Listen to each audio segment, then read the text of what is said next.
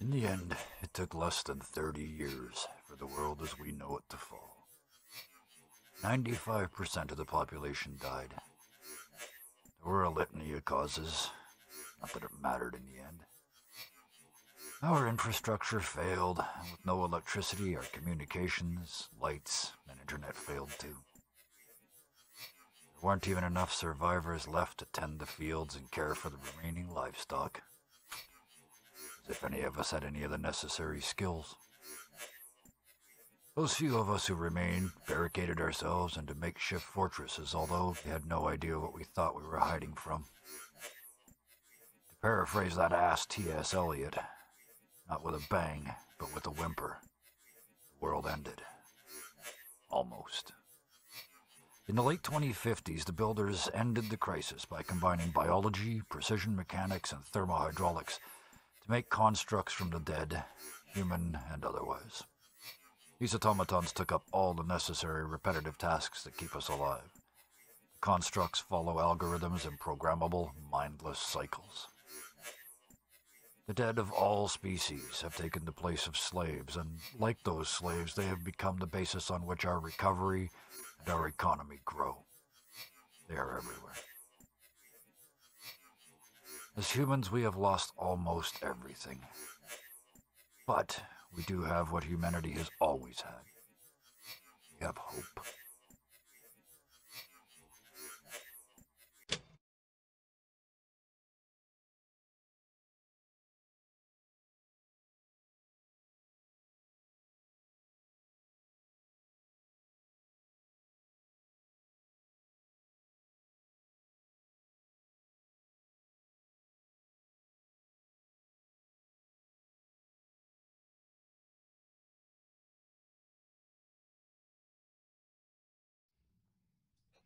Hello, hello, hello. This is Dirty 20 Gaming. My name is Kevin, and these wonderful and amazing people have agreed to join me tonight to play a game, which makes me very happy, as it always does.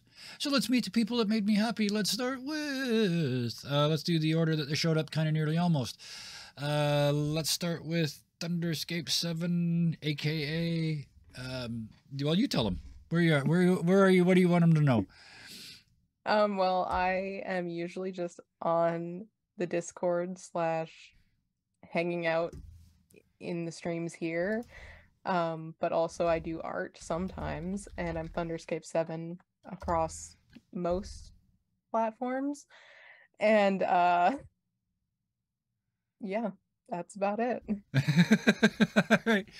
Oh, thank you. Looking forward to tonight very, very much with everybody. Next, let's do Bison _ Stonefist.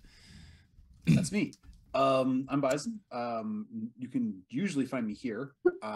Saturdays, Wednesdays, I play Linus Longshadow on Sudden Heroes. That's a D&D 5e in the world of Kryn, Dragonlance. It's lots of fun. In the near future, I will be running a campaign set in the near future. Yes. Cyberpunk Red. That'll be on Tuesday nights as soon as Honest John Rackham wraps up. Which is close. Very close. I'm super fucking nervous, not panicking at all. Yeah, so that's me. Generally, when we don't stream, I will stream on my own channel. Just various video games. Lately, it's been Elden Ring because I'm obsessed. It's good. And I didn't stream yesterday because I wanted to nap instead.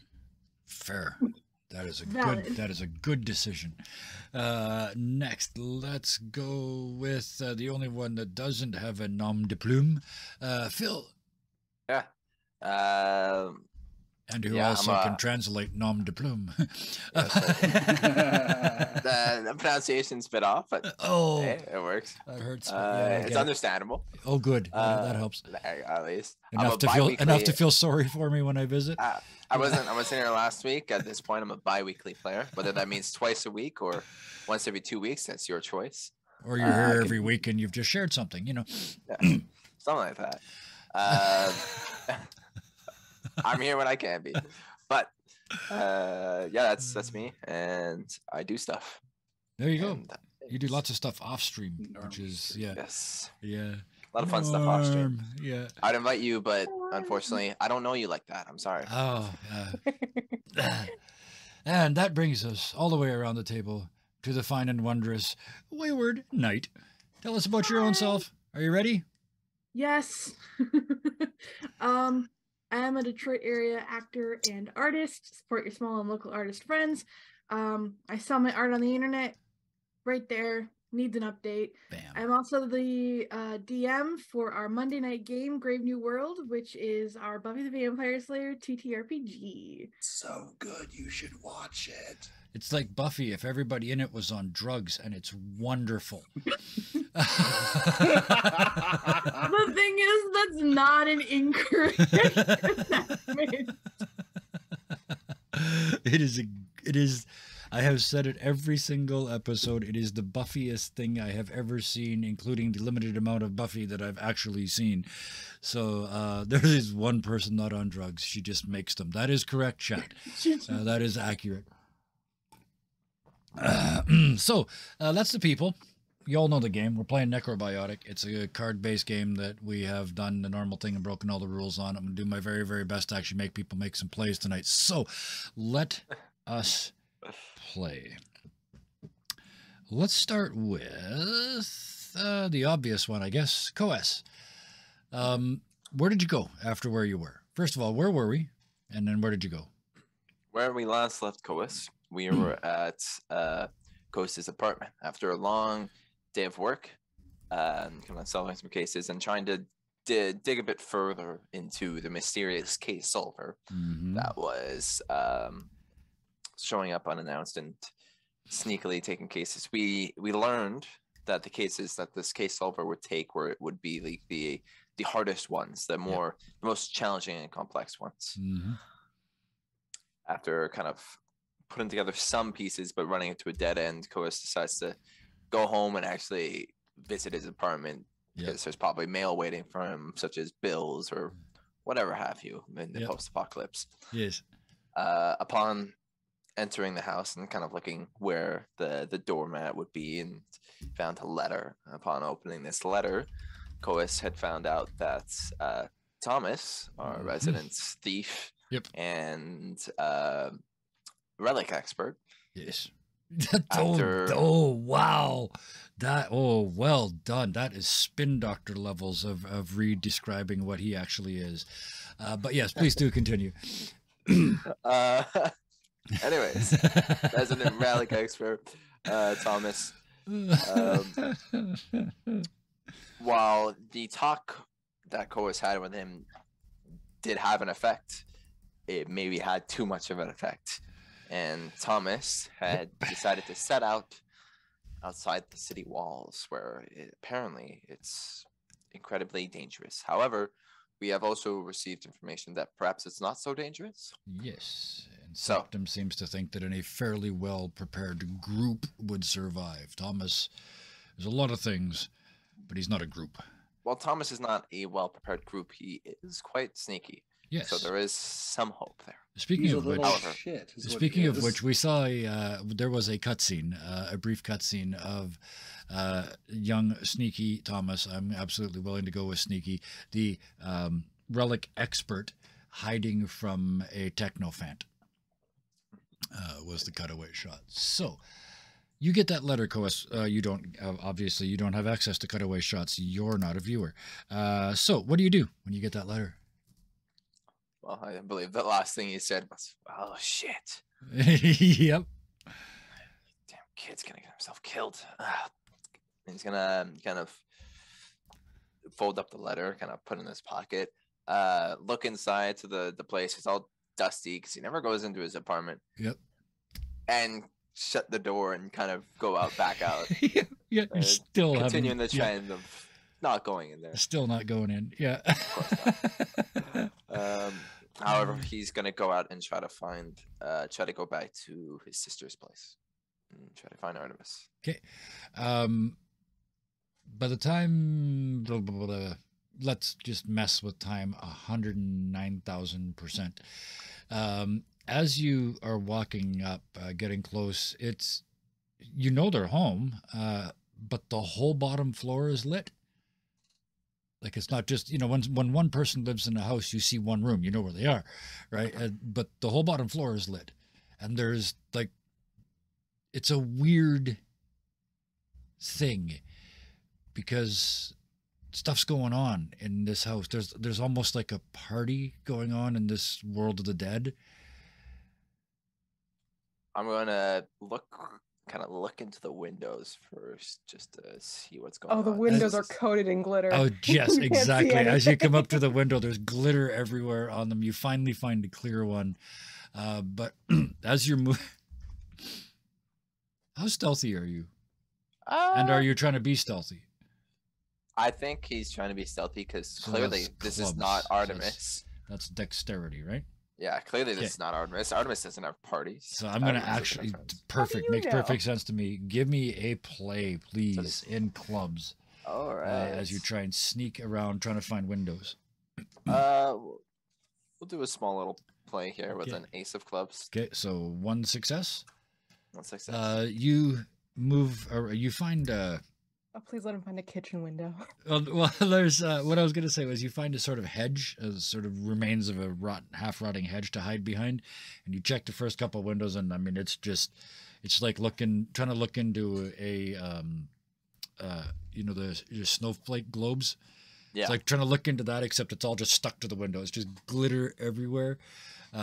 The third, yeah, it's perfect. The third one, you come around and it's like, you can see in. And just as you put your fingers on the windowsill and start to look in, the door right here opens. Okay. What do? You hear click, and a voice you're not familiar with. All right, then. Well, thank you for inviting me. The food was very good. I appreciate what you did and the offer of help you made. And yeah. Do I have enough time to like kind of go behind a corner? And, You can try. listen in? Yep, that's another dexterity play. Oh wow, you're making me. Yep, too we're pissed. playing Oh, play this actually, game tonight. Damn it, you haven't had 5 minutes to wait either. If this So- was a dexterity play, I get to keep the card. Yes, because you I do. have Yeah. one of the dexterities. I forgot what the term is Allows called. you to. Doesn't it allow you to take one less than what you played? Let me check. Pretty sure that's it. It's only skill an ace anyway. modifier. It's prepared. Allows you to return one of the played cards to your One. hand. once you Okay. play. Right. The other one. Yeah. So if I only play Oh, one, yeah. I Yeah, get to so keep it. Perfect. Yeah. So you got it back. So what do you do? The door is starting to open. I'm gonna play that ace again. Yes, bam, one success. You drop down because it's only one success. You get hid, but you get muddy in the process.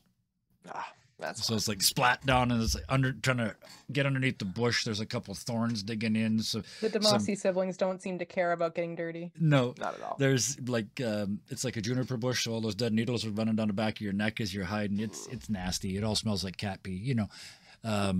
Juniper bushes do. Sorry, it's my opinion. Change it. But you see the door open, and a woman you do not know, wearing clothing and jewelry that's worth more than than you made in a year.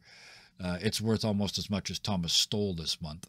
And she heads out and turns around and is speaking to people that are still inside. Any familiar voices from inside? Well, let's do the scene from inside the wall. Artemis, dinner's done. You guys have had your conversations. Earthquake happened. Earthquake happened. Oh, yes. Sorry, Coes. On your way here, there was a smaller earthquake the same size as the No, previous one. A little bigger than the previous Yeah, one. a little bit bigger. So in my head, there were 4.5 and a 4.6 so far. So shaking stuff, nothing shaking, not breaking so far. Okay. That happened on the way here. I probably should have mentioned that when I resynced the clocks. So yes, that earthquake happens. The earthquake happens and kind of ends dinner, as I suspect it would. So back inside Artemis. Earthquakes are bad. there- It takes time. Yeah. You guys have gone through the wine that they brought, and there was wine in the house because it's an Italian house, and there was wine So you may or may not have partaken of a party type thing, which from the inside probably seemed like really nice and pleasant, but from outside, it stands out a little bit. But Artemis doesn't really care. so it was But, Fatima, right? That was yeah. the name we came on. Yeah. So she's heading towards the door, making a graceful and professional exit. As she does. A tiny, With only two of the wine glasses because the other one broke. yes. Oh, yes, yeah. And she's outdrank both of you put together and is, I mean, clearly squiffy, but also clearly perfectly in control. And he opens the door and go. Well, it was lovely to meet you. And if you ever need anything, you can come by. Even just a place to do weird stuff with art supplies. And she looks outside for a second, but she looks high up, like at people height. As you see the eyes go vroom, vroom, vroom, vroom. Then she looks back in, and you hear she leans back in and a little drunk whisper, so it's a little too loud. Maybe an alibi. And turns and starts to head down the steps. And she'll kind of wave and then go to close the door. Yeah. She waves back and in the process tries to turn, wave, and walk at the same time. And there's just a tiny little shift. Maybe it was the wind. Maybe it was an aftershock. Alcohol-induced aftershock. She said, urge, as she goes back out onto the sidewalk and gets turned and then heads home. Leaving you inside with Carol. Standing at the door with Carol and Verite behind you in the kitchen. And now the two of you are essentially together. So go. Well, I Coes, wait, they have no I don't idea just you're hop out here. of the bush. Yeah. I wait till they close the door and they go back inside. Oh, okay. Then I come out and I prepare myself. I was just making sure that whoever that wasn't like there wasn't some weirdness going on. Well, I mean, there was a complete stranger that just thanked your sister from the hoity-toity part of town. Who just thanked your sister for a great party. Yeah, well, I mean, there is weird shit going on, but not like. And then asked if they would be okay with being an alibi. Oops, sorry, hit the mic. But yeah, then asked you because you heard that. So yeah. Yeah. So he's gonna try to just shake off some of the mud and kind of knock on the door. Yeah. So Artemis, clunk. Sort of turn around, looking. There's the now you're now for the first time tonight. You see the results. The glitter bomb, the broken glass, the other glasses you got to drink out of, and the things in the projects. Yes, yeah. Who's bringing out dessert for the third time because he's stuck in a loop. Why not? Yeah. And then she hears a knock and is like looking around, like, did she forget something? Yeah. I mean, her daughter, but I think they were supposed to stay. And then so she goes and opens the door. And, oh, hi. Coes. Hi. Looks like a bomb went off here. Kind of. Just a glitter bomb did. A lesson in glitter. Twice. Interesting. I mean, Verite and Carol are here, but you can come in if you want. Hi, Verite. Standing. Yeah, he's standing in the doorway of the kitchen. He was hiding for a while when the party was going on because you guys were being too loud. But now that it's kind of settled down, he's come back out from behind. Remember, he was hiding behind the island in the kitchen. But yeah, he's standing in the doorway to the kitchen. Coes, this is the first time you've seen him since the Kinophobia, right? So he's standing in an open doorway with a big open room full of people in front of him, a couple people in front of them, and Carol behind him in the kitchen. Yeah, so he says that, and he's like, and he takes him a second to register, and he's like, oh. Hi. Seems like the party was a great thing for Verite. He seems to be out of a shell. I don't know what you did, but... A shell. I should put a shell. And he's watching his robot walk by. I could put a shell on it. Yeah, lots happened. I saw this woman. She was like kind of like walking back from your place. That was my mom from in the kitchen. That's Carol, and that was her mom. And I think it was more the trip to the scrap that really helped Verite somehow. Oh, he went to the... Did I know that he went to the scrap? No. Nope. No. He went to the scrap? With me. I went to the scrap. Yeah. I went to the scrap with them. He wanted to build his life-size automaton, and needed the silver, and that was easy enough to get. And so I said I'd go get it, and he asked to come. And we were a very lot's happened brave. And very destructive. We broke some stuff. And it seems like he's about to say something, but he stops himself and he.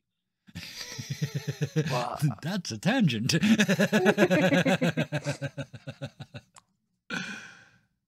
I'm glad Artemis said it was you out of any of us that helped Verite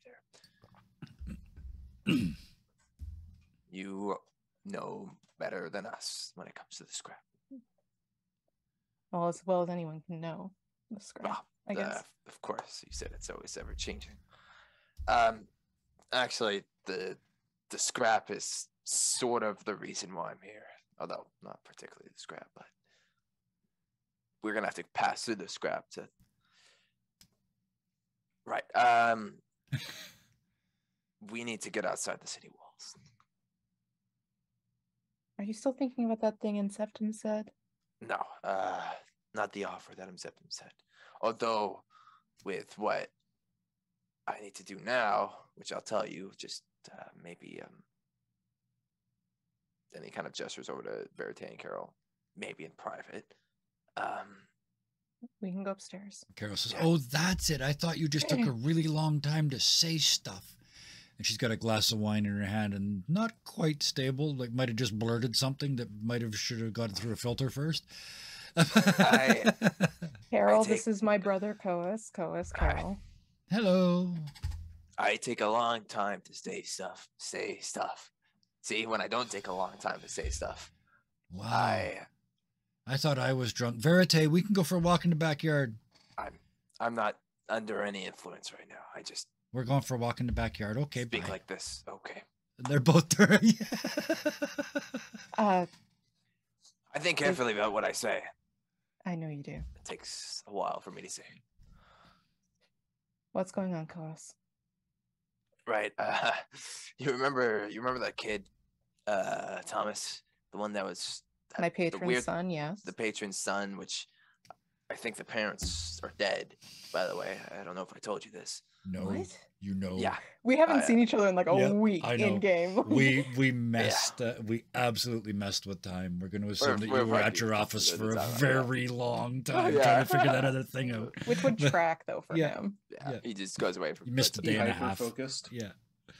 Makes sense for him. What are you talking about? Right. I haven't seen you for a while. Yeah, I've been so focused. Yeah, so basically Thomas, did I tell you that Thomas likes to take things? Yes, I'm aware that you've been encouraging his stealing. No, I haven't been encouraging. I actually put a stop to it recently. Did you? I know, I put my foot down. Because last time we talked, you were trying to justify his actions by saying it was at least property that didn't belong to anybody. Well, at the time, yes, it was property that didn't belong to people, which is still not bad. But then he kind of progressed, and he was going for. What did you do? I didn't do anything. The kid did the things, and I tried to. Anyways. What did you help him do? I didn't help with anything. I just stopped him from receiving punishment. He got a rod, and that rod, he thought it would bring back the dead, and he wanted it. A rod from what? What are you? I had a heart. Rod from where? The rod was from the Citadel. He tried to steal from the Citadel. Oh no, he did steal from the Citadel, and let me guess, you thought you were helping by saying he shouldn't do it, and then he did it anyway because he's a kid. Exactly. I don't understand kids. I'm gonna be honest. They're wild. They don't listen to reason. Where was I going with this? Right. So I had anyways, he wanted the rod. I had a hard from him after I returned it. By the way, it's returned with the help of Delilah and Sid. They so they're complicit. Oh well, they're not complicit. They're just accessory after the fact. You know, Okay. listen. Okay. he You're didn't getting get away in- from the point here. The Am point I? is Thomas went outside the walls. What? Yeah, I know. That was my reaction to it.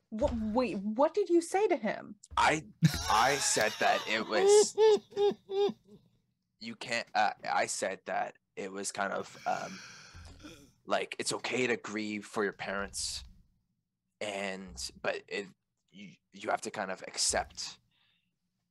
There has to be some kind of acceptance there that you can't change things, and while it's okay to feel those emotions, you still have to progress forward with your life. And Oh, No. he's like 13. yeah, he's 13, which is why I'm worried that he's outside the walls, because he's a 13-year-old kid, and it's apparently very dangerous. But remember, Inceptum said that a skilled team would not get hurt, and he's not a skilled team. He was able to steal from the Citadel, and that's pretty skilled. Koas, what I mean is he's 13 and you tried to just rationalize grief that he's dealing with if his No, parents are dead. no. I said that that the emotions that he's feeling are valid, And did you offer anything else? no, I kind of just told him to stop stealing. So no emotional support or sympathy or offers of help. Oh no, I said I was sorry that his parents were dead. Right. Koas, No, are you going to share? I just want to jump in here for a second. Are you going to share the point of the note that said where he's going and why? Did he mention where exactly he was going? Yeah, he said Venice. He's going to Venice because Oh, there's a right. thing I there completely that forgot he that. thinks can regenerate his parents. Well, the note said he just to save his parents. To I save think his was what it parents. Save Yeah, his that's right. parents. Yeah. So yeah. Oh, So I- you know I he's know going that, to but Venice, and you Artemis know doesn't. that he's got a reason. Yeah. Okay, sorry. I didn't have that in my notes. This is why I jumped in with that because yeah, Thank you for that. you have the Yes. information now. You choose whether to share it or not. Yeah.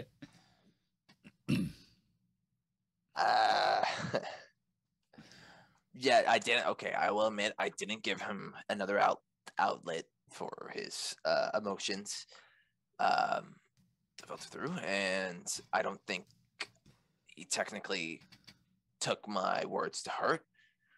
And kind of hands over the note. Yeah. And she will look at it and read it. Yeah.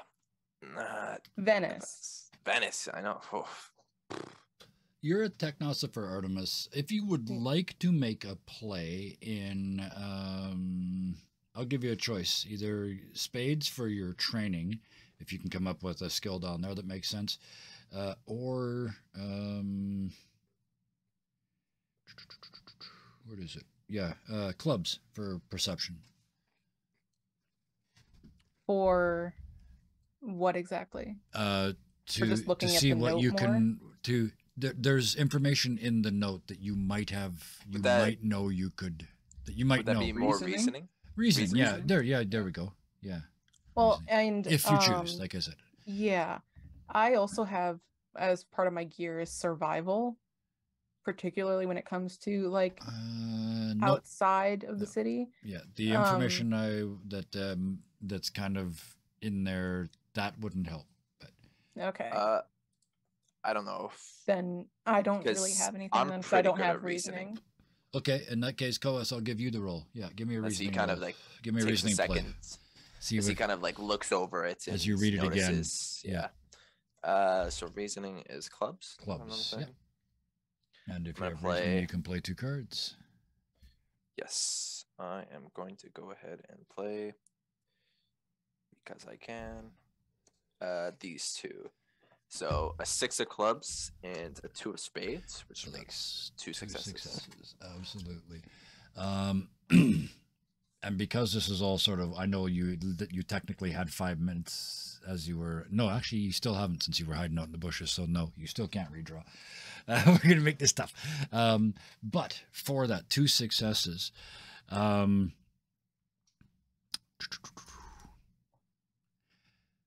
There's a rumor. Well, first of all, first success. Florence is famous for potions, as famous as Venice is for the constructs. Florence is that for alchemy. Other way around, bud. Sorry, yeah. You're in Florence. Yeah, never mind. Yeah, so yeah, the place you're going is about all about alchemy. The second success, one of the things there has a name something like recovery potion or something like that. It's a phrase you don't quite remember the name, but it's a phrase that could be misconstrued as bringing somebody back from the dead, when you know what it actually does is basically like a healing thing. So as you look at it again and drop that on the table, that hits. It's like, oh, maybe that's what he's done. And it kind of drops on the table and she's reading. Yeah, he's going to Venice for a recovery potion or something of the sorts. Thinking it'll do the same thing that the rod did, even though we kind of went over the fact that there's nothing that can bring them back. There is nothing that can bring them back. No. And he thought there was a rod that would do that in the Citadel. Yeah, something about the rod being it said in some text that it was like some magical rod that could bring people back from the dead, or at least command the dead, and he would use that to command his parents. Bring them back. Yeah. Which that were true. Okay. Well, this just got a lot more complicated. And perfect. That's where we'll step away from you, but not without two cutscenes. First cutscene in the backyard. Carol and Verite are standing out there looking up when the camera comes out the second floor window above them. They're just looking up, doing that thing where you're looking up so much your mouth's open because you and they're both just staring up, and the camera pans up and shows it's dark here. Even with the lights in your house on, they're out in the backyard. You can see the Milky Way. You're in the Mediterranean. You can see all of it, the galaxies, everything. And Verite's kind of pointing with his finger and naming the stars, the other stuff. He's not doing it to anybody. It's like he's just listening to make sure he knows. And Carol's kind of standing behind him and looking up and listening to all of this. And she just kind of shakes her head and she says, "You're so smart." And he says, "Nope, not smart. Just know stuff." She says, "Isn't it the same thing?" He says, "Nope, not at all." She says, "Well, what's the difference?" He says, "No stuff just means I read it." She says, "Well, what does smart mean?" He says, "Smart means I can write it. I can do everything that I can do, but I can't tell anybody else how to do it, so I'm not smart."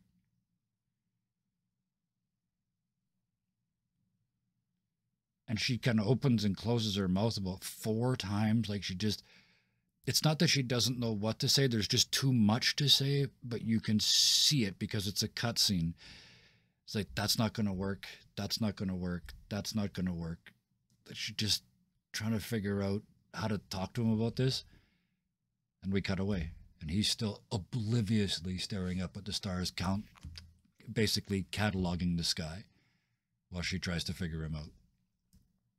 The second scene, outside the city, the camera starts low in a bush like it's hiding, and a technophant comes towards it, with the steam blowing out of it as it scans its huge head around, stops, looks down at the bush that the camera's in. The camera comes up now, like it stands up, like it's been caught.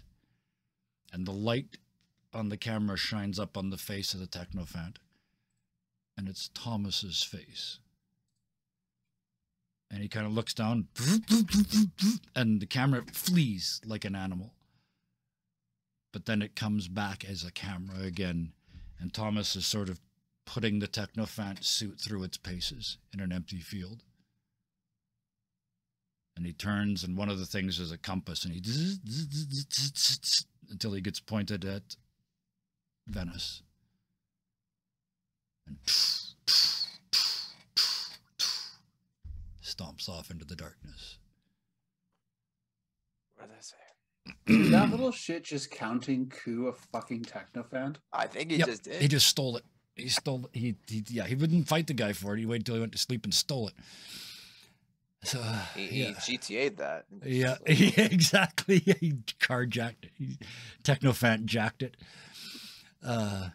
But to be complete, again, your characters don't know any of this, but he didn't hurt the guy. He literally waited till he got out of it at night and then stole it, like his car in the driveway.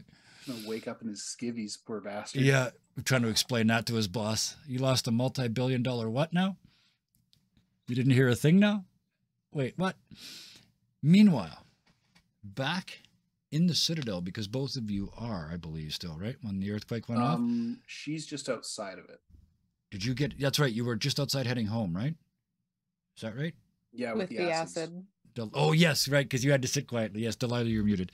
Yes, so Delilah, you're sort of sitting on a curb, being careful not to smash stuff when it kind of comes to a stop.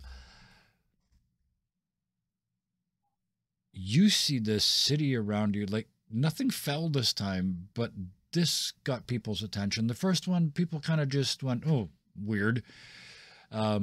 Also, you're outside, so this time you notice that the people running around.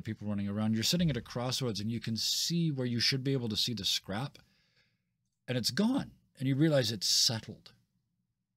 So it's now all behind the wall. So it's completely changed. There's chunks of the wall that are sort of, you can see cracks, new cracks in the buildings around you. There's a lot of people running around. One of the things you see is two groups. You've seen these people before. They were all one group before. They hated everything you guys were doing before. But they've split into two groups. One is we have to stay, and the other one is we have to go, and they're protesting each other. Jesus Christ. What do you do? Um, Oh, lady of the volatile liquids.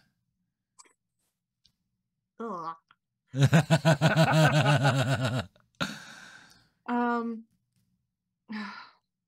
On the one hand, she knows she needs to get the acids somewhere where it wouldn't be like weird for her to have them, or like in a private place rather. The other option would be to show your robe and nobody will, or show your apron and nobody will ask shit. Yeah, especially your new fancy one. I mean, her stuff is like not the acid and stuff isn't visible right now. Yeah. But to be honest, you know what? No, she's gonna head to Artemis's place. I love how long that decision took. I absolutely love that. It's like, you were so in Delilah's head, trying to figure out what the hell she'd do. So as you head there, you see, in some places it was worse than other places, as is always the case. There's a lot more windows broken than you first thought, but now that the hubbub's over, you look up and a lot of them are just sort of broken in place. They haven't fallen out, but they've just shattered in place. There's a lot of that. There's still people running around like the end of the world has happened, but you keep looking around and not a single building has fallen.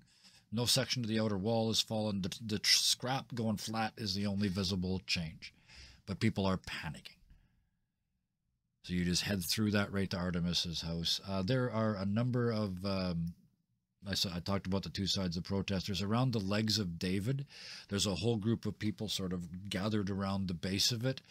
So some of them are praying, some of them are walking in circles around it. Some of them, they're there clearly hoping for magic. Like there's no magic in this world, but they're, when people under stress do, right?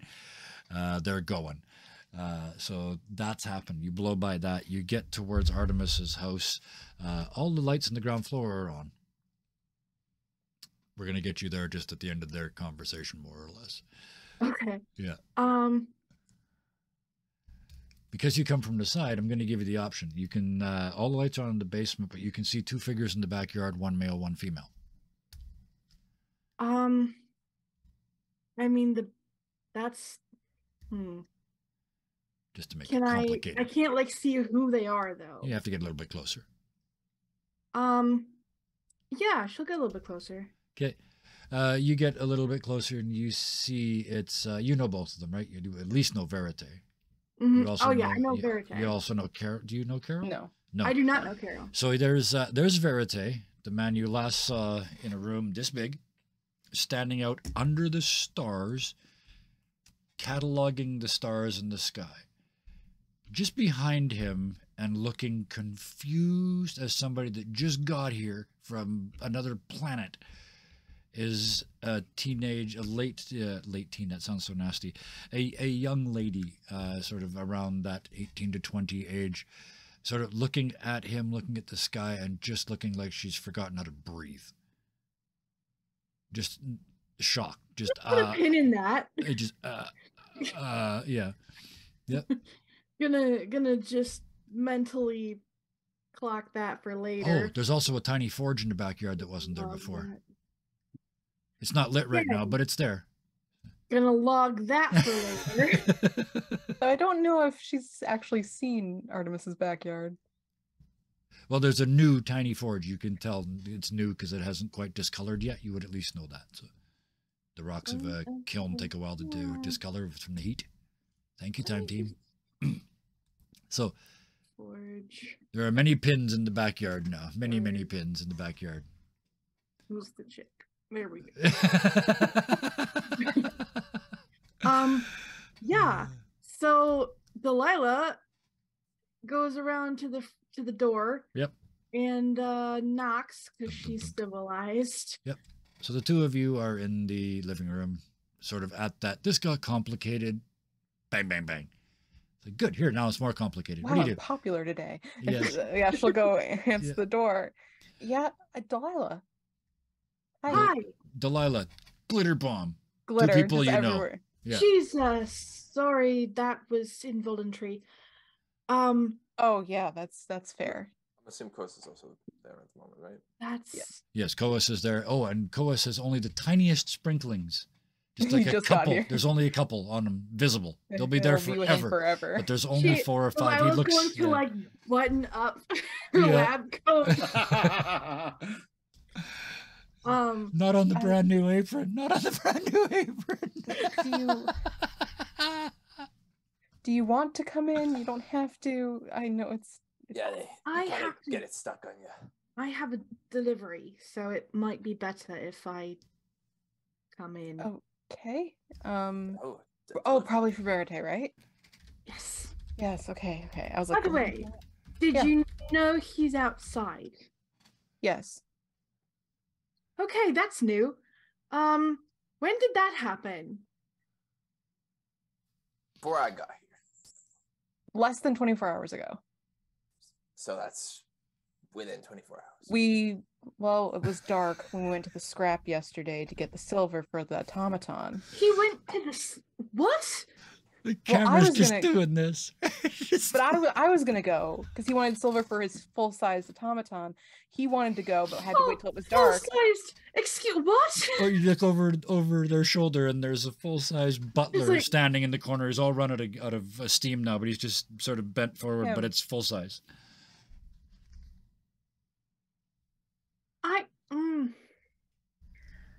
Wow, I've missed a lot. Multi-course dinner remains on the table.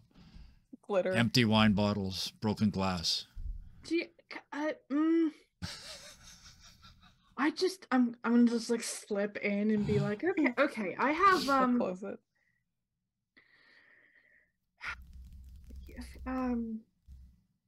hey, this. I like take out my bag and the padded vials of acid are all like in there, and I just like pick them. I'm like, this is for Verite. And she'll take them and put them on the table, just amidst the glitter. Like piles of glitter you can use to Sparkly like stand acid, them yeah. up. Yeah, there's now sparkly acid. Yes. Hey, Delilah. Hey there, Delilah.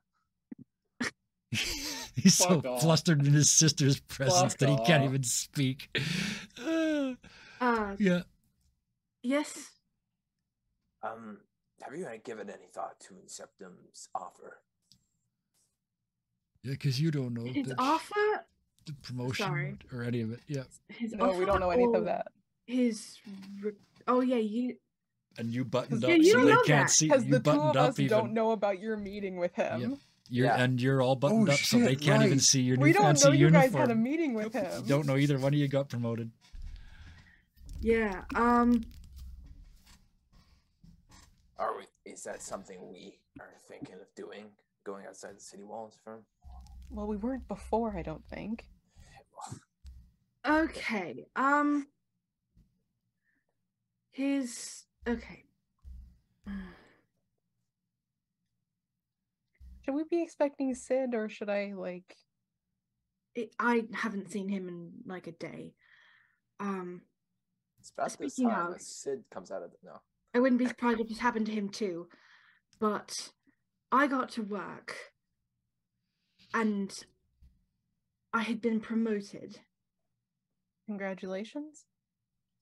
I don't think this was the normal channels.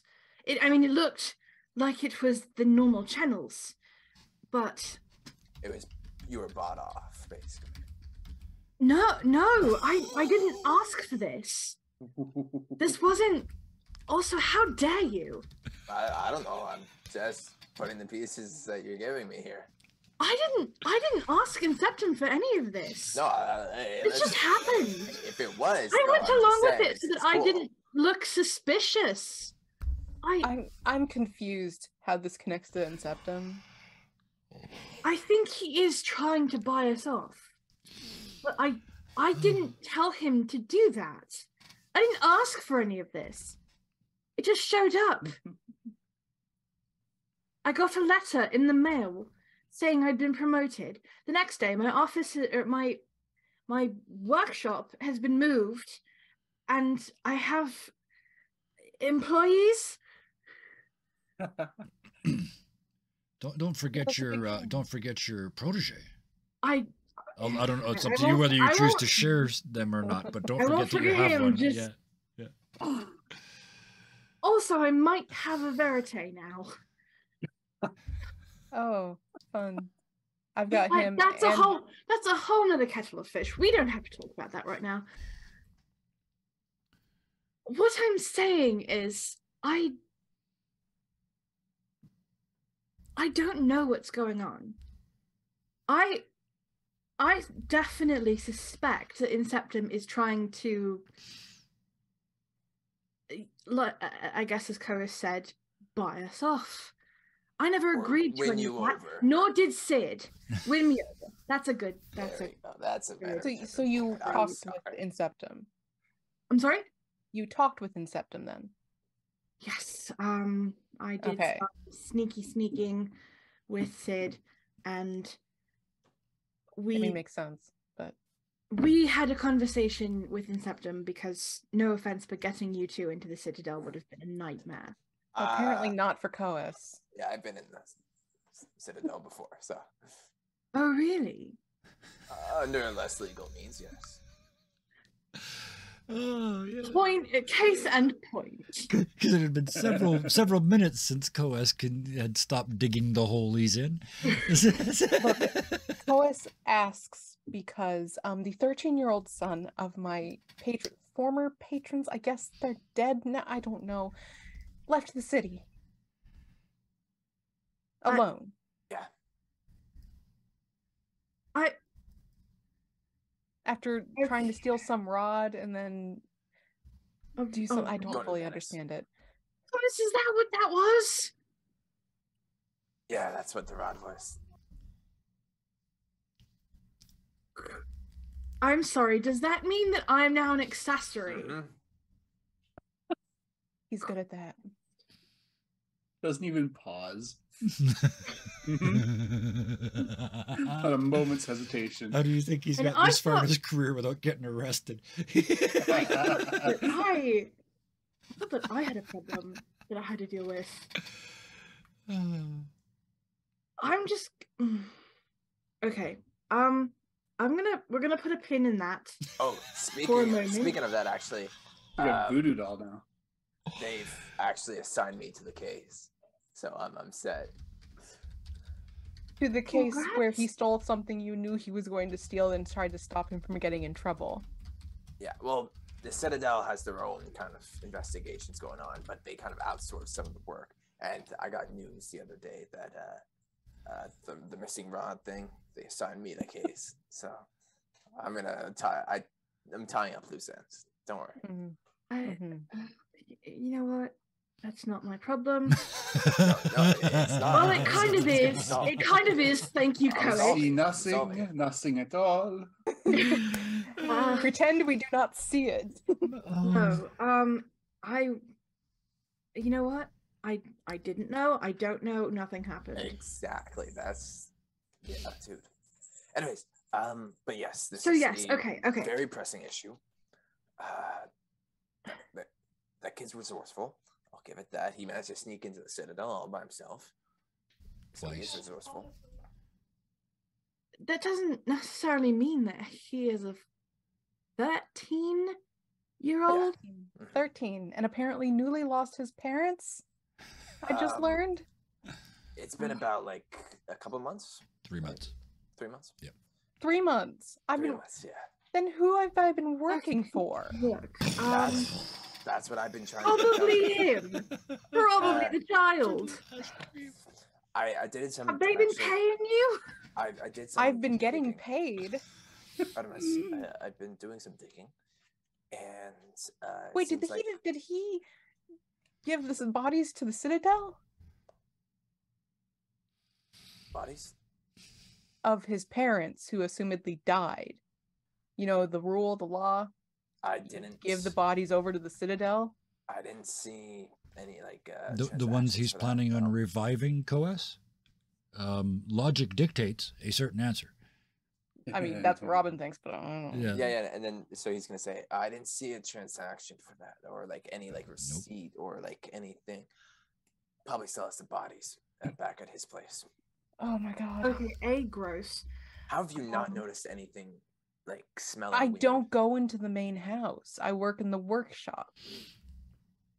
I have since I was hired by them years ago. Okay. All right. Well, okay. Here. It turns out a lot of he's been making requests. At least I'm assuming it's him. He's making a bit of odd requests, and they've been denied. And then so he kind of reaches a limit on what he can request, and then he kind of orders that. So it seems like all the orders that you've been getting has been from him purchasing it. Quick interjection here, Artemis. I'm assuming in your head you've been going 3 months. Did anything change 3 months ago? It didn't. The orders that you got were exactly made perfect sense with the orders that you'd gotten when the parents were still alive.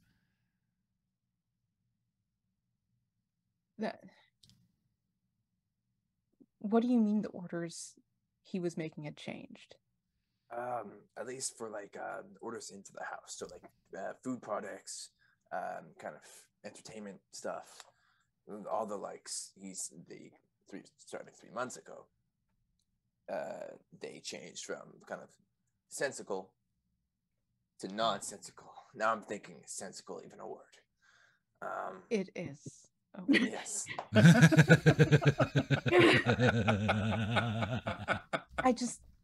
I worked for that family for years now, and nothing changed 3 months ago at all. Then it sounds like to me you've got someone who was using them as an intermediary for whoever is ordering this work to be done for your painting, your art whole thingy. Okay. Stroking his beard. Artemis, most of what you've been hired to do, a lot of it would be considered sort of the equivalent of indoor statuary. Like, this is a big house, so your pieces Yeah, there was are... like, I know there was one that was like a lamp, there was one that was like other things. You've like done... it wasn't like... Yeah, yeah. and you got those sorts of orders. And in the last 3 months, it has continued. You are still decorating and continuing to redecorate a house, the owners of which have been dead for 3 months. Dead for 3 months. But the kid is hopeful that he the can bring orders them back. of the child. You are paid also in gold, just lumps of gold. Yeah, not the Melted Krugerrands, maybe? Was it the melted Krugerrands? I couldn't remember. Krugerrands are 100% gold coins, and you get paid in. Yeah. You guys haven't really had that conversation. I don't think Krugerrands have come No. up, but you get paid in raw gold, just so you know. Mhm. And over to you. Yeah. We're going to get to you very, very shortly, Bison. It's more like sculpture, statuary, lamps, things like that. It's not paintings. I'm sorry. Okay. So yeah, at least it seems to me that there was a third party. Or he expects to be able to bring his parents back and wants to continue the renovations being made on his house I guess that so. they've been doing for years. Why would he? How would he know what to order? There's probably plans. There's probably different ideas that were sketched out somewhere in the house. I just get And he's just sent continuing them. ideas. I just get sent ideas or like suggestions for like, hey, we want this, and I'm like, I'll figure it out. Well, it seems like with him gone, then if that's the case, you're out of work. Not that that's the main Yes, thing thank that you should for be on that. everyone's mind. But like, I'm just Congrats, you're unemployed. Curtis, do you think before you speak? no. Yes, I do. So you did tell Carol. I do think before I speak. I Yeah. just No. Yes. like right now, for example, I'm thinking before I answer this question. Just Artemis, I don't know. I have to talk to Verite for a minute. Oh, Carol's You out there with guys, him. Carol, is that who that is? Carol, Carol. I'm teaching her how to make things. She's now living with me. And Oh, Verite- hey. But to More answer your things question, to learn. Delilah, I have- yes, I do think before I speak, just not when Artemis is around. I don't know what it is. Her chaotic Probably- energy messes me up. It's like probably the fact that she- we've grown up together since we were children. That is what grown That means. that also might do the trick. Yes. I have to talk to Verite. I'll be back. And Yeah. she just like she's just like so like yeah, she I'll just go- got smacked by so much information. out of the glitter She just bombed kind of living like room. Yeah. turns and walks away. Bottom of your Perfect. shoes are destroyed. Yeah, as you turn to walk away, you realize you blink a couple times and you realize there's a glitter on the end of one of your eyelashes. You look down, there's some. It doesn't look like any's in on your apron, but you know it's there. You just can't see it. But you've got there is a bit on you. You step into the kitchen. There's still some in here. You can see some glitter footprints where people have walked in and out, and there's a little puddle of it behind the counter where Verite was hiding. And then there's a trail, 2 steps of footsteps to go to the back door and out in glitter on the floor. I follow them. Crunch, crunch, crunch, crunch, crunch to the glitter. A little bit of broken glass. As you walk past the island, there's also on the ground a bunch of, it kind of looks like metallic spaghetti. It's tubing, the stuff that you had this afternoon. This is Verite size stuff again. It just kind of, to show you the difference, this looks like pasta, right? It's so fine. But there's chunks of it, piles of it on the floor, cut into Can weird I shapes and bent. Pick some up. Oh, absolutely you can. There's a whole whack of it there. He got so much silver out of the scrap. Oh my gosh. Okay. And there's a bunch of the little balls that he's had cast and drilled and all his bits and pieces. Many broke Baroque mirrors. Oh, wow. Wow. Okay. Yeah, that's what we had. That's what it ended up being. I was thinking also a box of commemorative Yeah.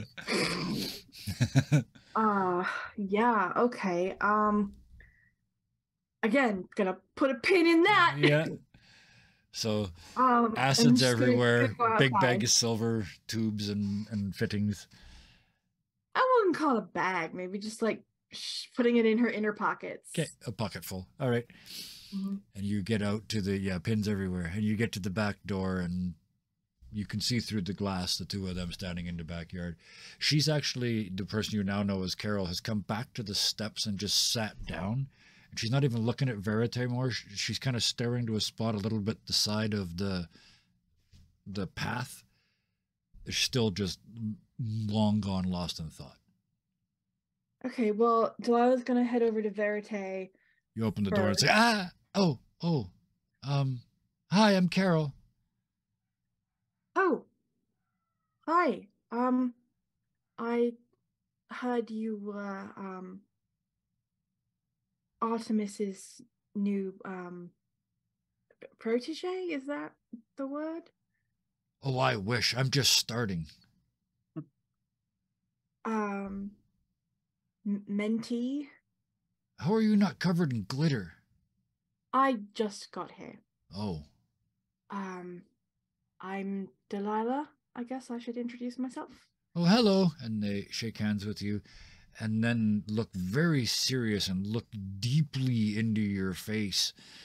I was going to say eyes, but face is funnier. And tonight it's been silly. So it looks deeply into your face and says, do you think you have to be able to explain stuff to be called smart? Is it okay to be able to just do stuff, or do you have to be able to explain it to other people?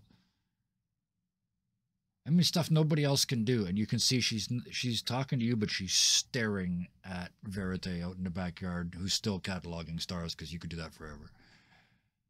Well, I think that there are different kinds of smart. There are people who know things but can't teach them.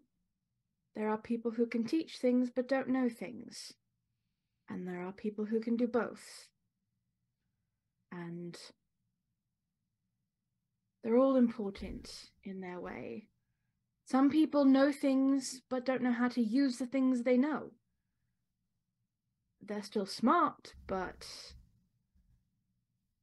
sometimes they might need the people who can teach to help them. One smart person helping another. An image of Stefano pops into your mind. How do you respond to that? I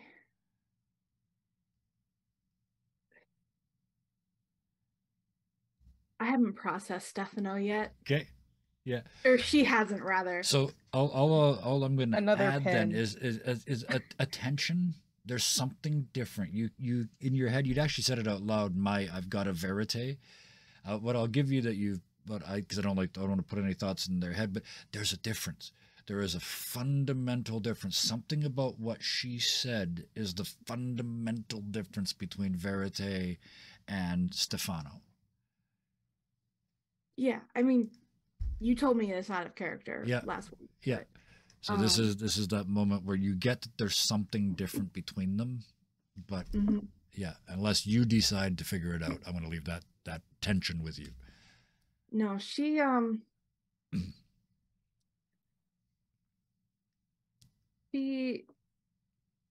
she's seen enough of Verite that she knows that Verite can put things together, but can I make gross Bison. Can I make a play to see if I processed that Verite never created stuff, that he never explained his things to us? Yes. What do you think you should roll? Or what do you think you should play? What's that? You tell me. Because I can see that being something to do with your gear. I can see that being mental. I know. I can see it being empathy. Yeah, How do you see it? You tell me. Definitely, I think empathy, because this is dealing with more than just knowledge or ability. It's also part of like the human experience. Yes. So I have, this is technically a heart because you let me take two heart queens. Yep. Yep. So this What is, does it count as a value wise on your sheet? 5. A 5. Okay. So so what I'm actually gonna do is play queen, which is my queen, which is a 5 and Okay. a 3, So that's and an then 8. one of them is a heart. So So that's 2 successes. 2 successes. Absolutely perfect. You start thinking about what you've seen him do. You just walked past it in there. It's easier to see on a larger scale, but that robot that you just walked past, the waiter, I said it to these guys last week. Every knuckle is different. Like, it's the same function, but every single one of them is different. Every joint, the 2 shoulders are not the same. The way that he solves the rib cage problem is not the same in various places. It's entirely, it all works and it all works together, but it doesn't make sense. Not uniform. No way. You realize It's first a collection of individual concepts. that he's patching them together. You realize, because you start thinking back to Stefano this afternoon, where he was actually like tapping on the thing and physically going, this is what we're going to need, this is what we're going to need. You see the difference. Stefano would never have built this. Stefano would have done a bunch of math and figured out which one of those finger joints was the most efficient, and he would have done it all the times he needed to do it. Mm-hmm. Right? Which is probably the way you would have done it. Mm-hmm. Because you're about processes. Mm-hmm. For this to work, for Verite, he has to be at the same time, instantaneously in the moment, to the point where he solves the same problem that close together 12 different ways. But at the same time, he's thinking holistically of the entire structure. Because for those 5 to, or those 12 to work, there has to be 12 support systems that go up into here, which means 8 support systems that go up into here, which means systems that have to, it's all of a whole, but all of a piece at exactly the same time. Mm-hmm. And it makes... Verite doesn't operate at that level. This is what Verite does, is everything's individual. There's no standardization. Yeah. Where Stefano thinks in the whole as well. And yourself, you guys would be, to accomplish something like or if you were to set out to build a full-size automaton, let's do it that way, you and Stefano would probably approach it the same way. Start with an overall design, break it down into subcomponents, build the subcomponents, test them, repeat until you've got a finished product. Somehow Verite does that all in his head unconsciously. He can't explain what he does. He sees finished product and he matches the bits and pieces that he's got to the finished product that's in his head. It's utterly different. And you can now understand maybe her question about, do you have to be able to explain it? Because Verite can't. You could. The thing that you built, you'd be able to explain how every little single part of it worked. He can't. If he looked at it, he could reconstruct how it works. If that makes sense. But he doesn't know. Yeah. Yeah. So Delilah's going to look down at Carol, and she's actually going to sit next to Carol, and look at the young woman and say, there are different types of smart.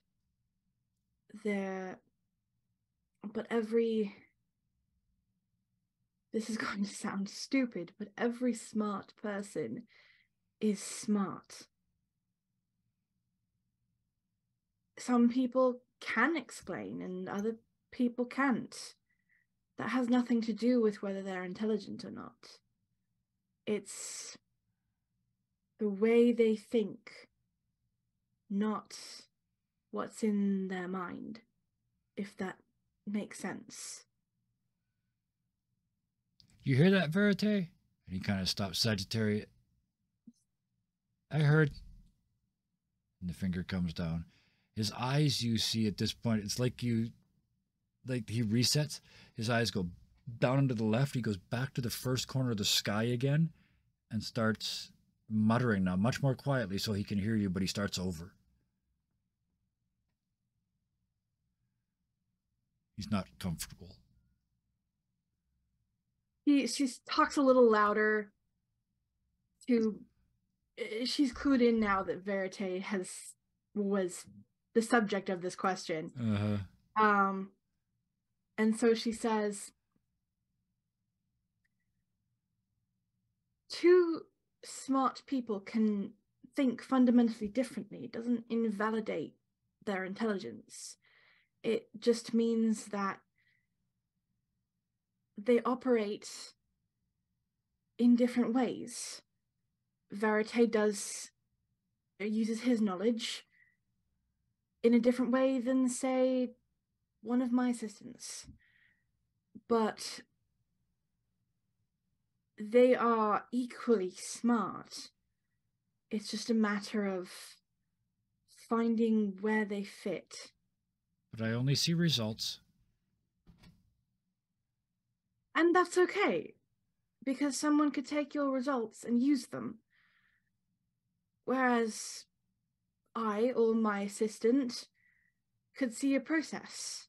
I want to change the robot. There's a whole bunch of things I want to do different in the butler.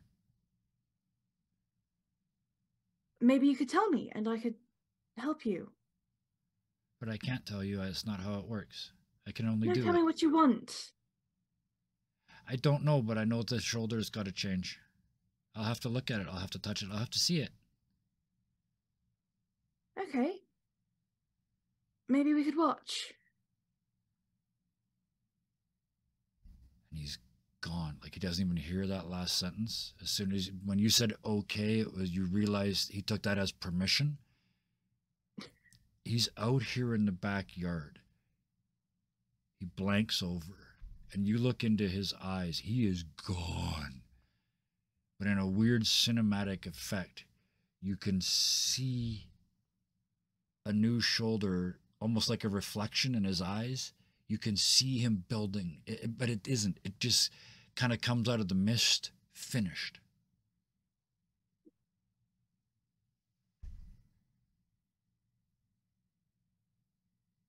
That doesn't mean that you're not smart.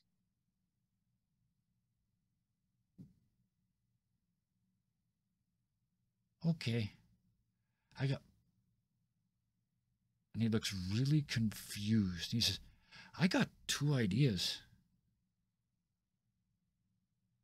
Two pictures. Two pictures, left shoulder, both. No, Try that's them not. both. That's not. No, they're both left shoulders. That's not right. No. No, it's not right. It's left. Verite, this is good. And he's shrinking. Oh, sometimes I get into NPCs so bad I'm covered in goosebumps. He's actually crouching in the back here. This is not good. This is sort of like too many fish sticks Rain Man scene, or not enough fish sticks. I don't know if you've seen it. I have not. Is this like a thought overload kind of thing? Yes. This is fundamental. This is not how the world is. He does not see two solutions. Is it like how Carol was with Artemis last session, where she was like asking her how her process works and just did not fundamentally get it? Yes. Got it.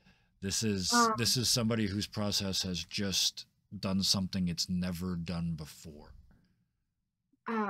Delilah is going to walk over to Verite very carefully, and she's going to crouch down, not immediately next to him, just because she doesn't want to freak him out. Yeah. But she's going to talk as gently as possible, and she's going to say, Verite, it's okay. It's not going to hurt you. It's something new and scary. I completely understand that. It will pass. And if it happens again, come to me. And he reaches up and starts rubbing his left shoulder. He goes, I don't like it. It makes this part of me feel heavy. And Maybe. that. Okay, go ahead. Okay. You take the No. last line. No, take the last line. You realize he's identifying him. The idea is here. He's got two left shoulders now. Yep. Yeah. Maybe I can help you carry the weight. And he just holds out his arm to you, like he's physically offering you his heavy arm. And she takes it. Beautiful. Thank you for making me continue. That was a much better scene. And that is where we'll drop the end on that. Sid. Oh, thank you for your patience, mate. That's an hour and a half. Holy shit. Here we go. Sid, the earthquake. In your brand new office, your box of stuff you haven't even unpacked yet goes across the desk. And then stops at the end of the earthquake. You leap forward because you are the safety officer for this building. You throw open the office door and steam is coming up from your old workplace down on the boiler room floors. There's probably troubles elsewhere, but you know that one, and it's right here at the bottom of the stairs. Go. First thing he does is he gets, to a loud hailer or something. Yep. Something that gets to every room in that floor, telling Yep. them to get the hell out. This is an order. This is not a drill. You are being evacuated for your safety. Absolutely. Says the same thing to everybody in the, Yep. immediate vicinity. As you're looking And then down he takes below the you, stairs. they're moving. Yeah. They're scattering. The ones that are supposed to stay are staying. The safety people that have to be there to finish shutting down the boilers and that sort of thing, they are still at their post, but they're following the correct procedures. You can't Okay. quite see the source of the steam yet, but everything down on the main floor looks like it's under control. You're looking down to see how it's going, right? Yeah, as soon Okay, as I need to play. he's- I need a play of some sort. What do you think? Your gear, your training, Probably. hold or on, just a just straight throw reasoning or perception? my skills. Actually, this is one of those ones where it's going to depend on which skill you choose as to what information I give you. So, yeah. Let's see here. I think this would probably best fall under engineering design. Okay. Yes. An Makes perfect engineer is sense. able to study, design, and repair, Yep. as well as understand the functioning of unknown or newly designed objects and able to use them. Well, you know this stuff perfectly well. So, absolutely. Yeah. Give me 2 cards in the So, gear category. So, spades are success. all right. I'm Spades are going trump. to play a jack and a 2. Okay. And what is the So jack that's- worth? The jack's only worth 2, so it's 2 successes. Okay, perfect. 2 successes. You realize 2 things, because that's how this works. First, the steam in here is low pressure steam.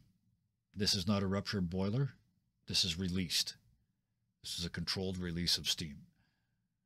As you sort of move down the stairs through the cloud and get a closer view, as you get underneath the sort of mist, Mhm. you see Tomas and yours is Tomas. Yeah. Tomas Yeah. and a couple of the other senior people. They're bleeding pressure off the boilers. That's what's filled this room with steam. They are in the process of shutting everything down. The bleeding steam off is not technically what the book says you should do, but it's the second you think about it, it's what makes sense. They haven't failed, so bleed them off at a controlled rate so as not to destroy them, but definitely shut them down. Tomas Okay. appears to be 100% in control of this. Give the man a heart attack. Fuck.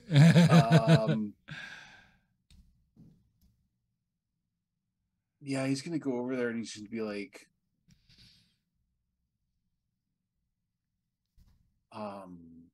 he asks some questions about venting because this wasn't supposed to vent Mhm. into the building.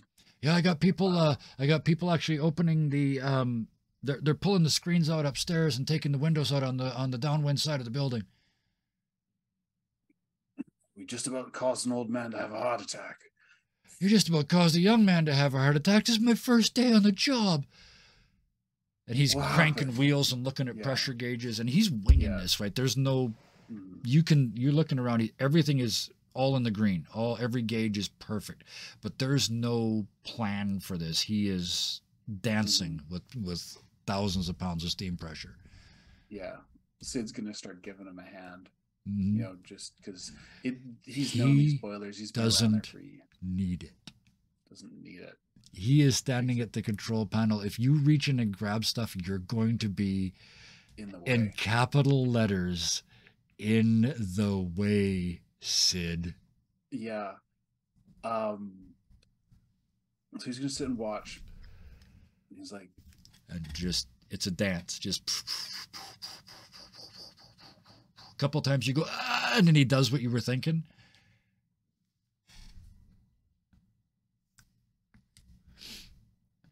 and so yeah, he just, when they're done, he kind of like goes over like, so what exactly happens? Like, so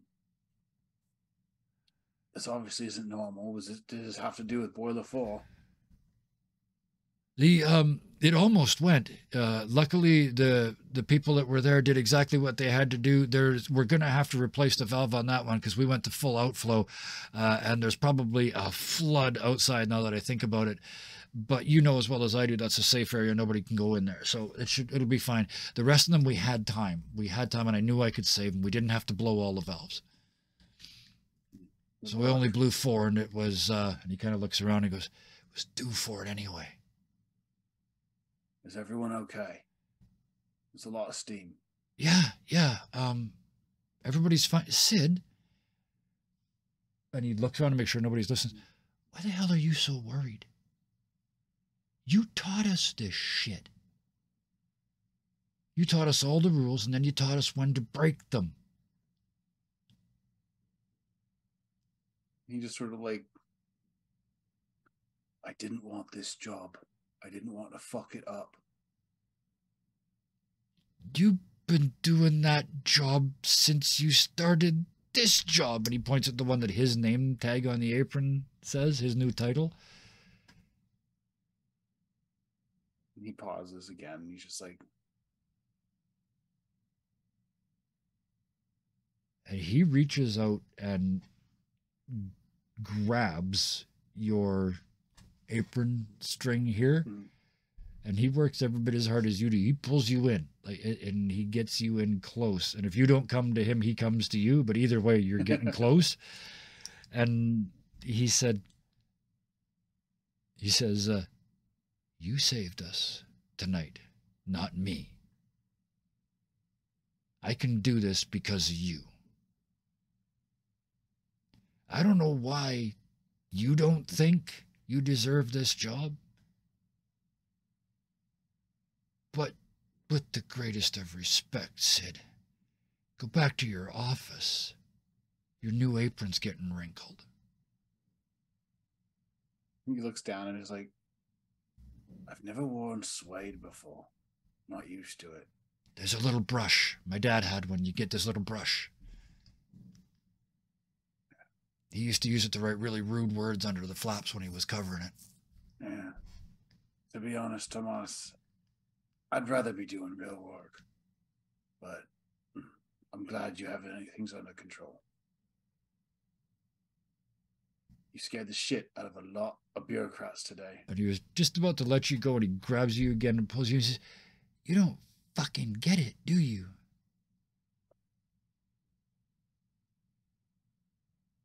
You deserve this promotion, Sid."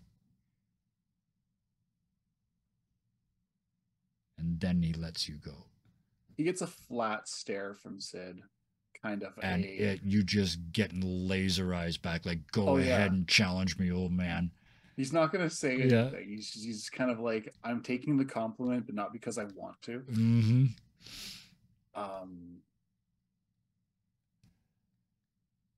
You'll see my report on Friday. I think it's Fridays, right? Friday, yeah. It's Wednesday. Why are you even here? Abbott? He just claps him on the shoulder. He's like, you know the best. You take care of the old man for me, right? I'll take care of all of them. But you know the best thing about Habit, Sid? And he stops and claps his hand on your shoulder and does that thing where he tries to push you forward so your hand has to come off of his shoulder. And he's like, because it's his department. This is what he's saying, right? You're in my department. And he's walking to the door and he says, the best thing about all of this is that you know I'm going to do it right. And I know you're not going to be a dick. Now it's Wednesday, Sid. Go home, for Christ's sakes. We've got this. He begrudgingly takes it, and goes back upstairs. Tells the probably panicked secretary on the first floor what happened. It was a controlled burst. It was just unscheduled. Everything's fine. Yeah, Messenger was up here about 5 minutes ago with that information. It's like a twitch. Yeah. His eye. He really does have it 100% under control. The initial reports have already been filed. Yeah, there's definite bit of an eye twitch. He's like, yeah. I'm going to go have a drink. And you can see him just, his shoulders just sag. And it's like the weight of all that fucking responsibility just drops off his shoulder. This is not something that is very in character for Sid. No. So you're leaving the office? He is finally leaving the office. So you walk out of the office, the door closes behind you, and your secretary, he looks up and makes sure the door is closed, and then he looks back down at his desk and shakes his head and puts his hand on his nose and says to the closed door, "See you Friday," and goes back to doing all the work that you're trying to do. They're already taking the initial reports and putting a précis of them into the actual report that the filtered process that you're gonna sign in 2 days. Stuff he's still gonna look at on Thursday, anyways. You come out of your office, and I'm gonna take control for just a second. You turn the wrong way, because when you walk out of work, you go that way to leave. So you went out of work and turned that way, and it's the wrong way because you have to go that way to leave now. Mm-hmm. Yeah, it's the different entrance. So you said you were going for a drink. Where do you go? There is a bar in the Citadel, but you took your apron off, so yeah. No, he's gonna find a place down by the docks. Well, not really. There isn't really docks anymore. Well, there's the port where you were. Yeah. Well, that's not the docks. There's no docks there anymore. That's for sure. What?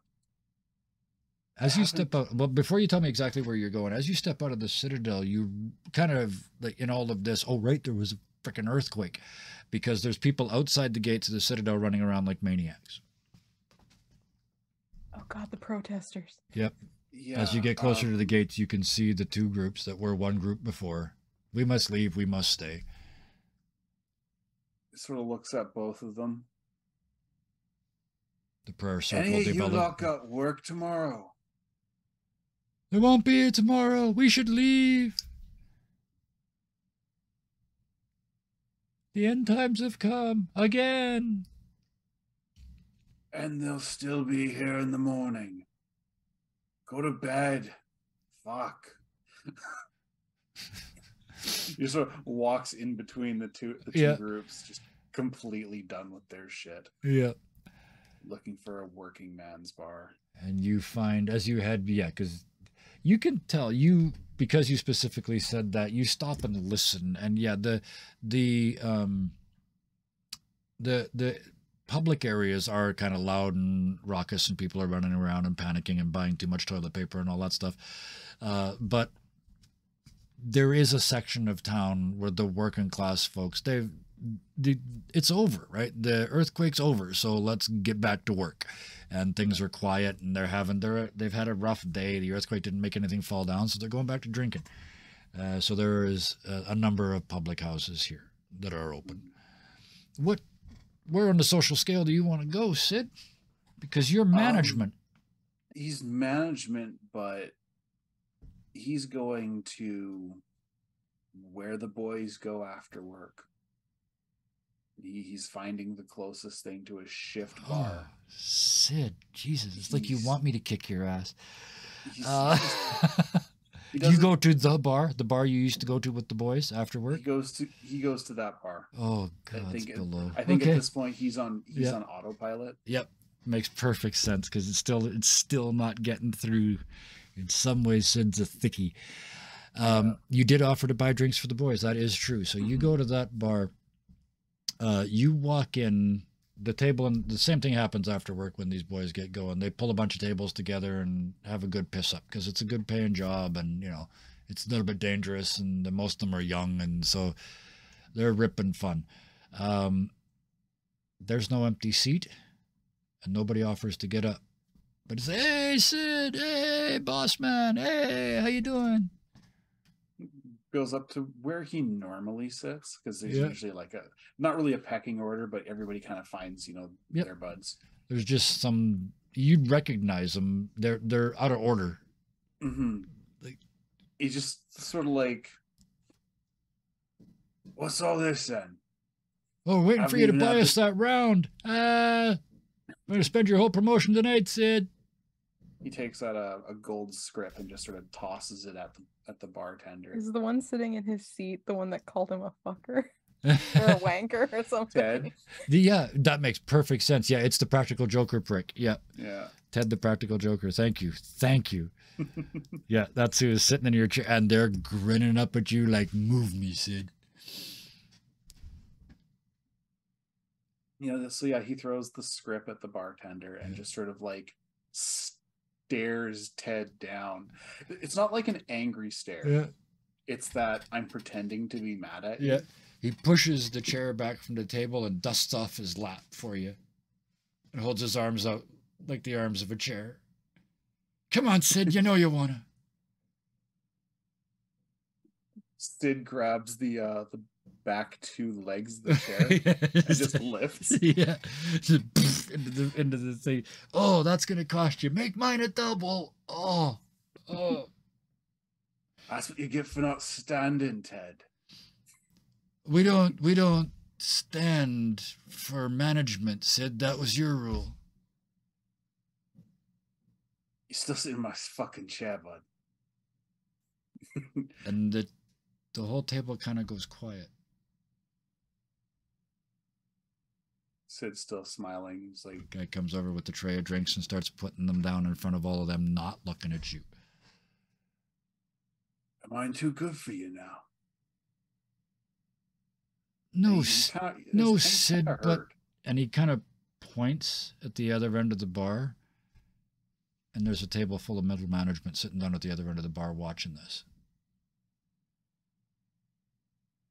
There's only 3 of them sitting at a table for 4. Sid sort of looks at him, sort of looks at the boys.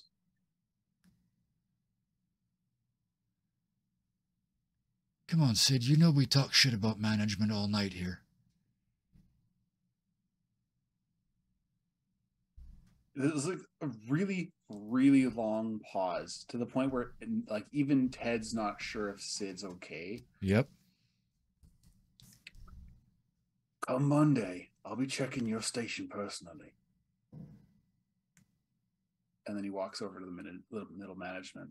You train me, Sid. It'll be fucking perfect. You're still a fucking slob, Ted. This is cheap gin, Sid. It's what you deserve. And you get over to the middle management table, and they look every bit as uncomfortable as the other table did. And they're like, hi. And one of them stands up, and the 3 of them introduce themselves. They're at the same level as you are. I'm not going to give them names because it doesn't matter for the purposes of this, right? But they are middle management. They are your new world. Yeah. Sid, they're all soft. They got no calluses. They got no work stories. They're drinking white wine spritzers. They're drawn in a different style. Yeah, they are. Their aprons are like your level of suede, or even there's 1 or 2 that are sort of the next level up, which is even less water and less practical, less water resistant. Fuck. They're paper pushers. Yeah. Sid's not a societal esteem. It's not one of his skills. No. Yeah.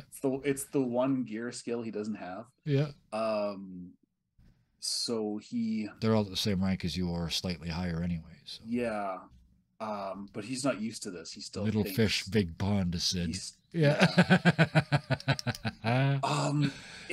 It's Oh boy, you fought to stay in that puddle. Oh boy, you fought. fuck, he tried so hard. The conversation's awkward. Yeah. Especially with beer, Sid's stein of beer next to their little Yeah. White Claws or whatever the Mhm, fuck. yeah. Alabaster talons. Yeah. Because See, it's bougie. yeah. So you stumble at a Um, couple of sentences and sort of start making small talk at least, and the drinks start showing up. One, and another one, and another one. Every time one of them, like it's a round of 4, so a round shows up, and every time you look over and one of the boys at the table go, hey. It looks like every person, like the 14, 15, 16 people at that table are going to take turns buying you drinks. Yeah. Oh no, sorry, just for you though. Just for you. Sorry, I'm going to take that back. Not for the table. Yeah. Not for the guys. So like whiskeys and more beers and gins and the double gin, made a really cheap gin. You know who that's from. Yeah. Yeah. That one's from Ted. So they just start piling up in front of you way faster than you could possibly drink them. Plus, if you did the math, there's 12 there's 12 to 14 drinks here still that you haven't even started yet. And there's no way he's going to be able to power through all those. Yeah. The other 3 are sort of looking at you like, it's like, looks like tonight's your lucky night. Looks like y'all calling in sick tomorrow. And he starts handing some of the drinks around. and they're sniffing them, and the one guy goes, oh, that shitty gin. And oh, that's the only thing to do with shitty gin is drink it fast. Fuck. And you get a couple drinks into them and they loosen up a little bit. They're not as, the table at the other end of the bar is like, calm down, boys. Like, calm down, boys level of partying going on down there. They're pouring shots on each other's drinks, and yeah, they're having a good time. But your end of the bar, this table where you guys are at, you wouldn't know necessarily, but it's a lot rowdier your table than it normally is at the middle management end of this bar, because they're getting sauced. Yeah, they're drinking with an Englishman tonight. Yeah. So at the end of the night, you all stumble it. I'm presuming you allow yourself to get significantly impaired. As a crowd, yes. Yes, yeah. Okay. So yeah, the boys are still partying at the other end. They're begging the bartender to stay open as long as they keep buying drinks. He's going to. There's no 2 a.m. limit here, right? You're looking at them go, you've been there before, man. You party with the boys, you work with the men, right? These guys, you taught them well. They're going to be at work tomorrow. They might be so hungover they're throwing up in their galoshes, but they will all be at work tomorrow, right? You trained them properly. They're going hard when the last of the middle management looks up at you, kind of one eye pointed in each direction, says, we should go home. My wife's going to kill me. Twice. Make sure she gets you a glass of water first. Oh, she gave me a glass of water. She's going to kill me twice. Can you help me stand up? I can't feel my legs. Sid helps him stand. And you have to lean him against the wall because the other two are like, uh-oh. Sid's a professional drunk, so you know. Yeah. Oh yeah. You know how to. You're still wobbling, but you know how to counter wobble, right? Yeah. Like sine waves. You can balance. Yeah. So yeah, you get one up, you got to lean him against the wall. You get the second one up, you got to kind of lean him against a different wall. You get the third one up, you lean him against the first one because he's fallen over already. And like a teepee. Yeah, it's like trying to pour 3 Jello shots down a funnel at the same time, right? But you finally get them out the door. And as you head out the door, just as the door is sort of slapping you in the ass on the way out, you hear the table at the other end, all the boys start singing, for he's a jolly good fellow, for he's a jolly good fellow, he's a jolly good fellow. You look over and they're all in various stages of trying to stand up and saluting you with drinks. And nobody cares. And the drinks are going, a couple of them pass out and fall down. The Sid door closes into the the darkness. Yeah. The salute as he's got, these 3 corpos with him. Yeah. He's, does the fist in the air, but he's got his forge hammer with him. Yeah. He's got his forge hammer, so he doesn't forget who he is. Yes. He knows the boys. Long live Sid. You stumble out into the darkness. They take you. You first try and go out the main door, and they're like, no, over here. We go out this way. And there's a separate door for the middle management. You go out the back, and there's actually the equivalent of cabs waiting. They're actually waiting to take people home. Is this why I never see you guys in the ditch? It's good to be management, Sid. Take me home, Rutherford. The guy's like, my name's not Rutherford, get in the cab. He climbs and closes the door, and he gets up and starts up the construct horse and down the street. The other two they're so hammered, they're having trouble getting the door handle, and the guy's trying to help them in, but he's not as talented as you are, and he keeps missing the door, and they're falling down. One of them's underneath the cab. Drag him out by his shoes. Hey, those are expensive shoes. Did I tell you my wife's going to kill me? Twice. 3 times now. It's almost morning. I'm fucked. Luckily, I don't have to work till Tuesday. Sid, fireman carries him into the cab. Yeah, between you and the cabbie, you get them loaded up. The cabbies just drive away. Like, there's no question of money. They're just, this is apparently As part Sid's of the deal. Like fumbling for script. Yes. He's like, right then. The next one pulls up and says, oh, you're new then, are you? I guess this was my going away party. Oh, what part of the island are you from then? And you recognize the hint of a North Country accent. Yeah. I was in London when the bridge fell. Why don't you ride up here with me and tell me all about it then? To be honest, sir, it looks like you could use some air. Try not to puke on my shoes.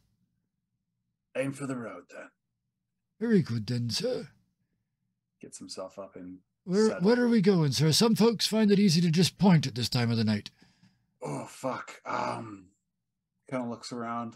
Not really sure where he is. Because, yeah, you came out the back door of the bar that you're used to, so you kind of have to... I live near the bone place. If you don't mind me saying so, sir, when you get drunk, you sound a bit like an orc, sir. Stoner crows. Let's go then. And he hits the button, and the construct starts dragging you down the street towards home. It's that bouncing through the city in the middle of the night. Shit-faced drunk, but the wind's kind of blowing. I know you know that feeling. You thought you were done. Like, you thought it was like, crawl home time. But that cool air hits you. You get a bit of oxygen in your lungs. Okay, we're okay. I'm going to make it. I'm alive. Yeah. I'm alive. We'll be fine. We will be fine. In an hour, I'll be puking my guts out. Yeah. So he gets you to your place and drops you off. He says, I don't want to be rude, sir, but will you be needing help up to your door, sir? Nah, these stairs know me. Oh, I knew you weren't no tough, sir. Recently promoted, sir. Fortunately, I think it was some tosser using me to try and get himself up higher. Well, you know what my mother told me, sir? If you don't mind me sharing. It's like, he looks at a watch he doesn't have. Yeah. I've got all night. Well, she said, don't look no gift horses in the mouth, sir. And horses in them days were actually horses. And they had mouths, sir, and apparently there was something magical about that. I never really understood that bit. Yes. But I know what she meant, sir. And if I may paraphrase my dearly departed, take it while it's being offered, sir, and squirrel it away somewhere. So if it suddenly ain't offered anymore, you're not all out in the wind. Good advice. Yeah, I know. What am I doing driving a cab, right? Yeah. I'd be a bartender, sir, but I'd have to deal with drunks like you all night, wouldn't I, sir? Get out of my cab, would you? And he kind of joshingly put, you're sitting beside him, so out of my cab is a misstatement anyway, but he's kind of trying to get you off his cab. Yeah. He kind of stumbles off, and in that sort of 360 getting to where Yeah. I'm going. He does this. Uh-huh. Hip checks his fence open, Yeah. which is half on purpose, half Yep. completely by accident, and slowly makes his way up the stairs. He misses one. Yep. You know, does one Missed the doorknob a couple times because it's in your shadow and you can't quite. It should be right there. Yeah. Should be. Come on, brain. Oh, move aside. Oh shit! I missed by like 6 inches. Okay. Yeah, there we go. Turn the doorknob. Step in. Do you light a lantern? It's pitch black. It's like 3 a.m. Have to. Yeah. He doesn't want to fucking run into shit. The light comes up. You kind of miss with it's 4 or 5 strikes to hit with the match before you realize you're on the wrong side of the box. And yeah, you get it lit. You get the lantern lit, and it's too big, and it goes out, and you have to do it again. And then you're fiddling with it. You finally get it tuned, and the room it's low light. I mean, lanterns don't cast much light. They really don't. One of them doesn't, right? And just picked up in that faint light is the gold gilt frame of the picture on the wall. Your eyes track up, well, one at a time. And there we go. And there's Mom and Dad in the picture. Hello. I got that promotion. Not sure if I want it, but here's where we at. And he's just kind of stumbling over to get himself some water. And he's like, I don't like leaving you, Dad. It's not fair. That should have been your job. And he starts muttering to himself, just miserating. Kind of stumbles into a chair. Perfect. Sid, you pass out. Lantern on the table. It's another little, just like an aftershock, just a little one, just a tiny little one. But it's enough to make that flame that you had overtuned just touches the curtain, and the curtain sort of burns a little bit at the bottom but doesn't light. And it starts to shimmer again. There's another tiny little aftershock. And the camera pans in real close to the flame, and you see the flame is blown out. All the windows are closed. There's no gap under the door because, damn it, this is Sid's house. Pan back to Sid passed out in the chair. Pan back to the burned curtain. Fade to black.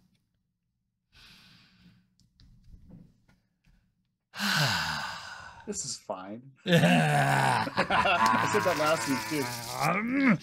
Oh, you guys, you saw what I just did. I'm just jittering. That was intense. That was amazing. Thank you. Thank everybody for that. That was a session to be proud of. Oh, wow. Thank you so much to Thunderscape 7. I'm using all your official names tonight. Bison _ Stonefist and Wayward Knight and Phil. Oh, you could use Snowman. Snowman, yeah, right. I keep forgetting you're Snowman. So yes, the 4 of you, thank you for coming tonight, and thank you for waiting and playing together, and it was amazing. Thank you all. Thank you to chat. It's novelists playing together. Almost. But thank you so much to chat. This is I hope it's as much fun to watch as it is to do, because it is a lot of fun to do. So thank you so much to chat, and a special note this time for the people watching on YouTube, because holy cow, there's a lot of you. We are getting 60+ views on average on this show, and that is absolutely amazing. So I usually make a flippant remark about hitting the like button and hitting the notification button. Please do that. I'd love it if you did.